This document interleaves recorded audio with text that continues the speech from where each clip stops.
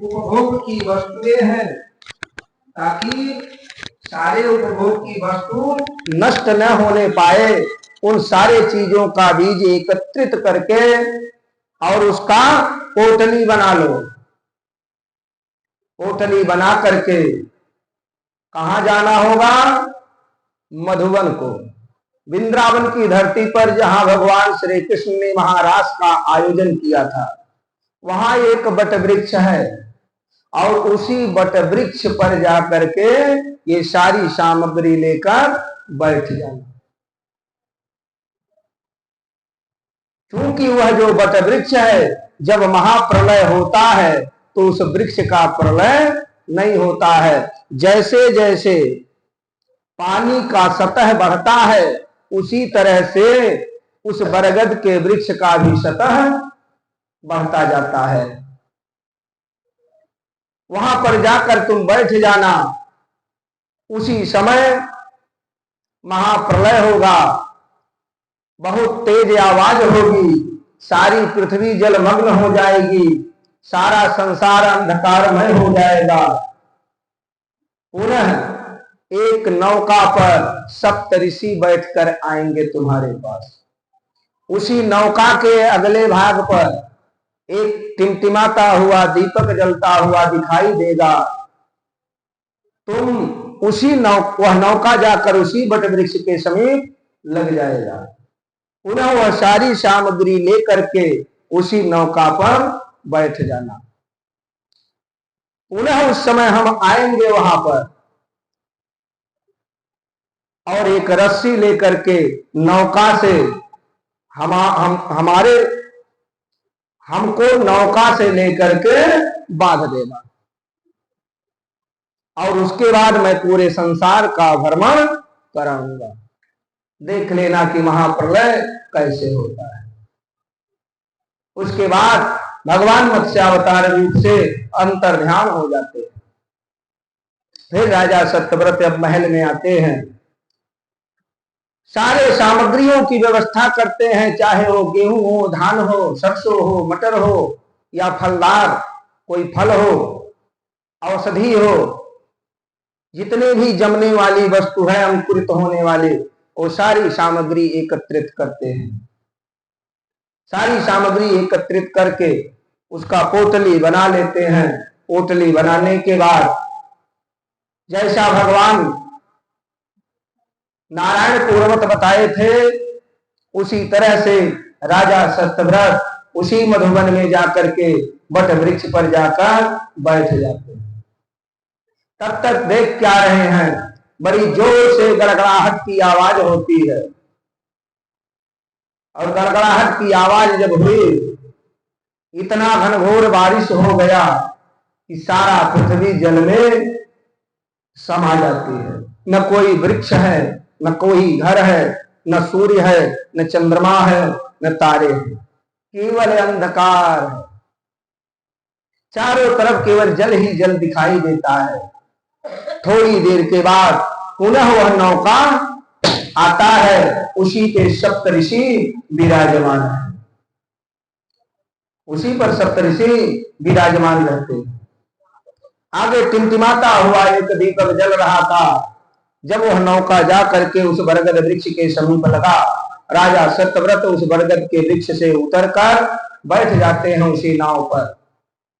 नाव पर बैठने के बाद तब तक पुनः मत्स्यारूपी भगवान नारायण आकर पहुंच जाते हैं। भगवान से नौका को रस्सी से बांध दिया जाता है।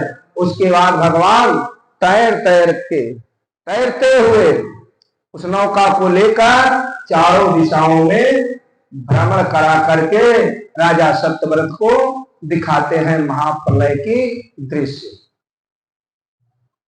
तो भगवान नारायण अपने भक्तों की अभिलाषा पूरा करते हैं।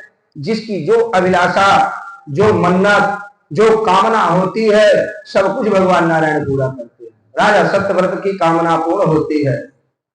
वही राजा सत्यव्रत क्योंकि इतने तपस्वी थे, उनके तपस्या के प्रभाव के कारण वही बाद में जाकर के वैवस्वत मनु होते हैं। अब हम लोग जिस कथा में चलेंगे, वैवस्वत मनवंतर की कथा में चल रहे हैं। प्रवेश करेंगे। और इसी वैवस्वत मनवंतर में ही हम लोग आज भी है, यह पूरा संसार है। इसी वैवस्वत मनवंतर में भगवान राम आए, भगवान कृष्ण आए। देखिए, इस पृथ्वी पर दो तरह के क्षत्रियों की उत्पत्ति होती है, एक सूर्यवंशी क्षत्रिय और एक चंद्रवंशी क्षत्रिय होते हैं। इसी सूर्यवंशी क्षत्रिय से ही निकल करके चंद्रवंशी क्षत्रिय का स्थापना होता है।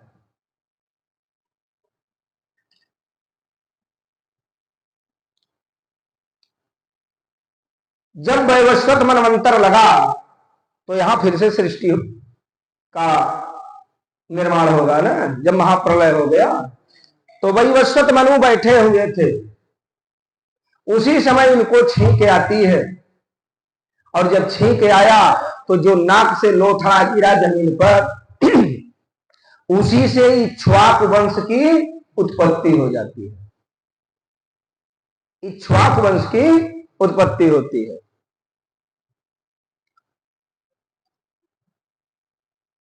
इसी इक्ष्वाक वंश में राजा नाभाग, अम्बरीश इत्यादि सब पैदा होते हैं। नाभाग के पुत्र हैं अम्बरीश। महाराज अम्बरीश जो है बड़े ही धर्मनिष्ठ राजा हैं, भगवत पारायण हैं।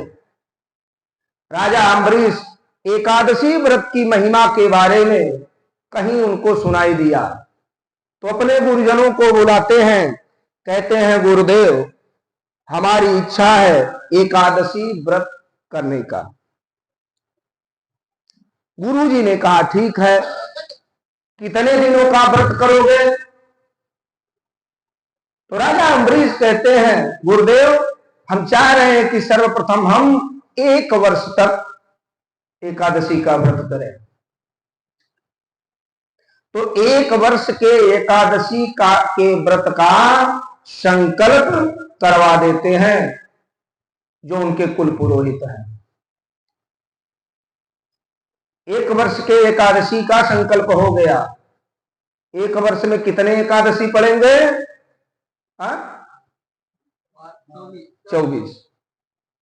24 एकादशी। कृष्ण पक्ष की भी एकादशी, शुक्ल पक्ष की भी एकादशी, और 24 एकादशी के अलग अलग नाम हैं, अलग अलग उसकी महिमा है। यह एकादशी का व्रत करने से क्या लाभ होगा, अगला एकादशी करने से क्या लाभ होगा, सबके अलग अलग लाभ हैं। तो 24 एकादशी व्रत करने का यह संकल्प ले लेते हैं। एकादशी का व्रत कैसे किया जाता है? सर्वप्रथम जो इसका नियम है वह नियम है निर्जला। सारे एकादशी के जो हम लोग कहते हैं कि तुलसी का पत्ता खा लिए और पारण हो जाएगा, कदापि नहीं होगा। अरे तुलसी का पत्ता उसके लिए है कि जो निराजल हो, और जब हम लोग दिन भर खा खा करके पेट भर के खाते हैं, उसके बाद कह दें दूसरे दिन कि तुलसी का पत्ता खा लें तो व्रत का पारण हो जाएगा, नहीं। उस व्रत का पारण तब होगा कि जब हम अन्न खा करके तोड़ेंगे।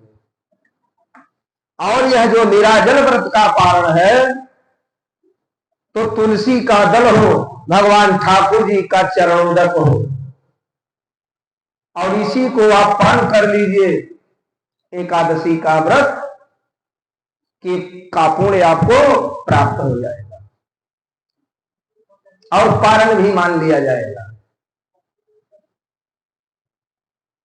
तो महाराज अम्बरीश 23 एकादशी पूर्ण हो चुकी, अब लास्ट एकादशी है। तो लास्ट एकादशी है तो उद्यापन करना होगा। लास्ट एकादशी में संकल्प लेकर के उठाए थे, 24वां एकादशी है तो उसको संकल्प से ही तोड़ा जाएगा।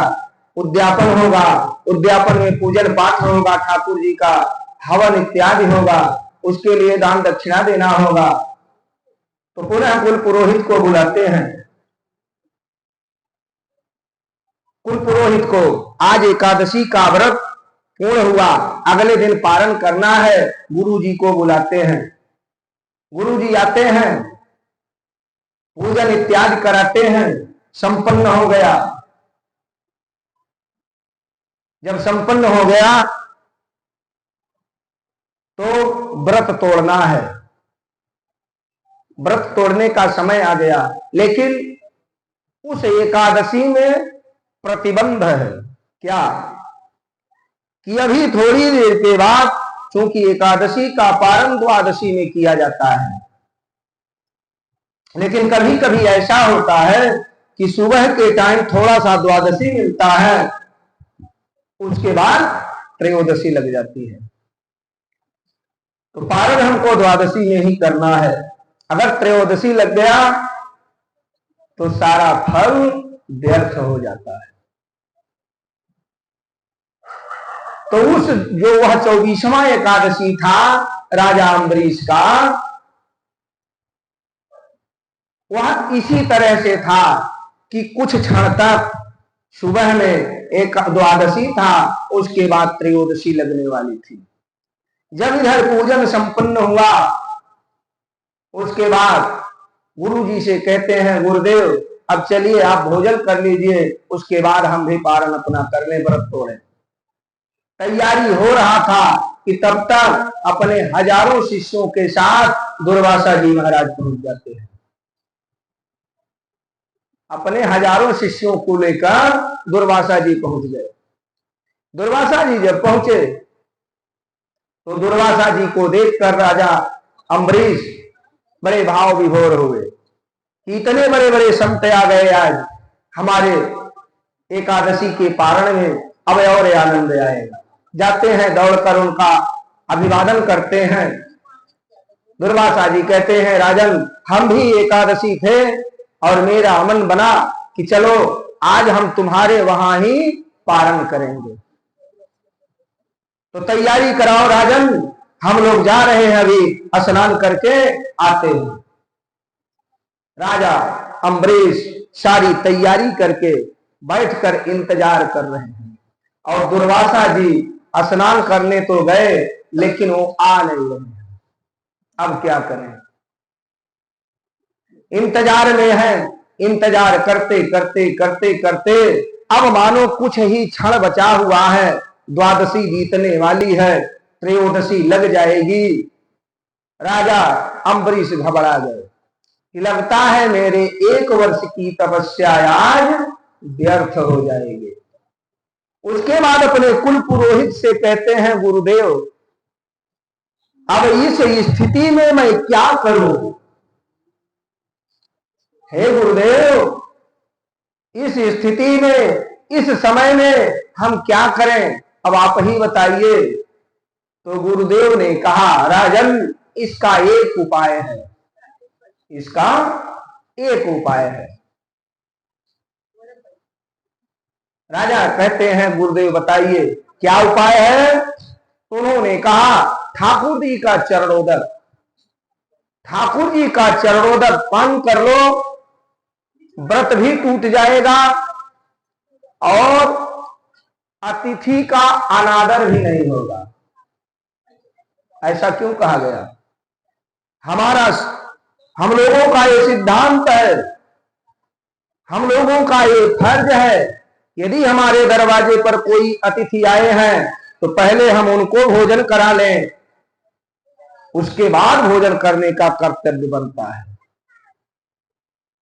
यह नियम है।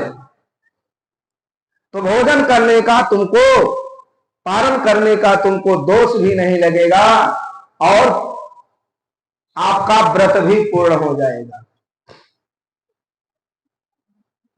राजा अम्बरीश कहते हैं, ठीक है गुरुदेव, जैसी आपकी इच्छा, किसी तरह से मेरा व्रत भी बच जाए, उधर ऋषि मुनि का अनादर भी ना हो।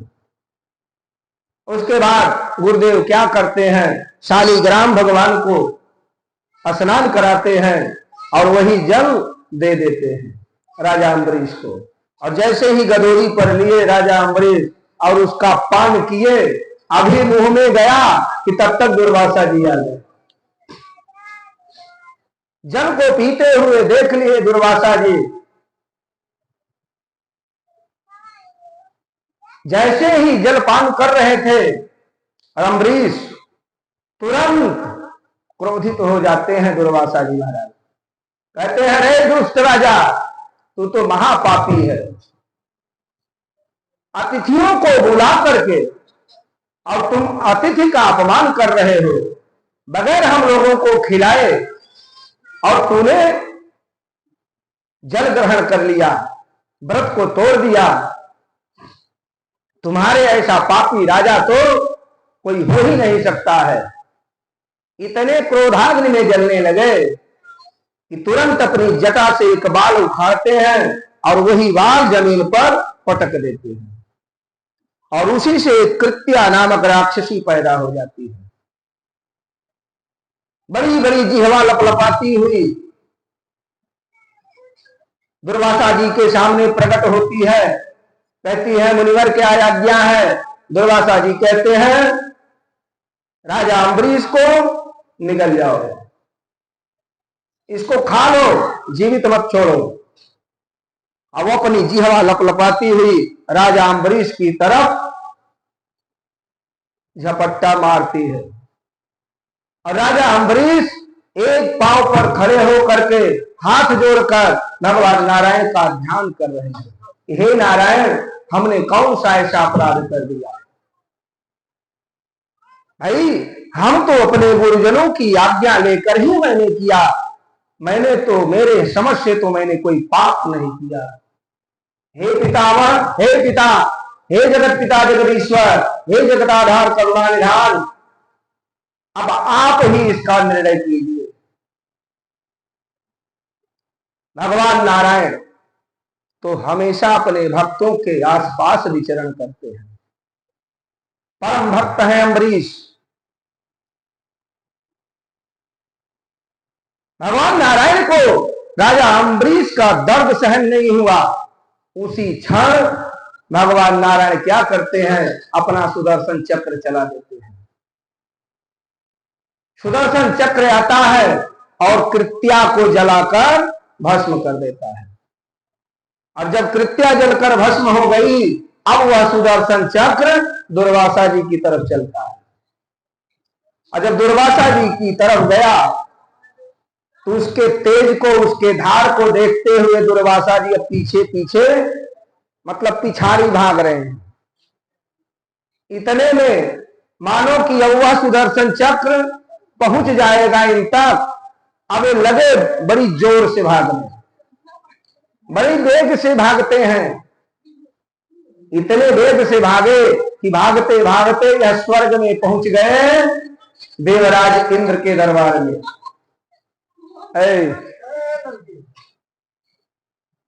देवराज इंद्र के दरबार में पहुंच जाते हैं राजा अम्बरीश, दुर्वासा जी महाराज। गुहार लगाते हैं दुर्वासा जी, कहते हैं, राजन बचाओ मुझको, आए इंद्र बचाओ मुझको। देवराज इंद्र अंदर से ही बगैर देखे अपना वज्र लेकर के बाहर निकले। अपना वज्र लेकर के बाहर निकलते हैं, तब तक देख क्या रहे हैं कि इनका पीछा तो भगवान नारायण का सुदर्शन चक्र कर रहा है। जैसे ही यह दृश्य देखे देवराज इंद्र कहते हैं, अरे मुनिवर जल्दी भागिए यहां से, हम आपकी सुरक्षा नहीं कर पाएंगे। भागिए यहां से, नहीं तो मेरा स्वर्ग भी जलकर खाक हो जाएगा। उन्हें दुर्वासा जी वहां से भगा दिए जाते हैं। अब दुर्वासा जी भागते भागते भागते भागते ब्रह्मलोक में पहुंचते हैं। ब्रह्मा जी से गुहार लगाते हैं कि हे पितामह, मेरी सुरक्षा कीजिए, मुझे बचाइए। अब ब्रह्मा जी जब देखे सुदर्शन चक्र को तो ब्रह्मा जी भगा देते हैं। ब्रह्मा जी भी भगा देते हैं दुर्वासा जी को। देखिए भक्ति में कितनी शक्ति है। ब्रह्मा जी भी भगा देते हैं दुर्वासा को कि भागो यहां से, नहीं तो मेरा ब्रह्मलोक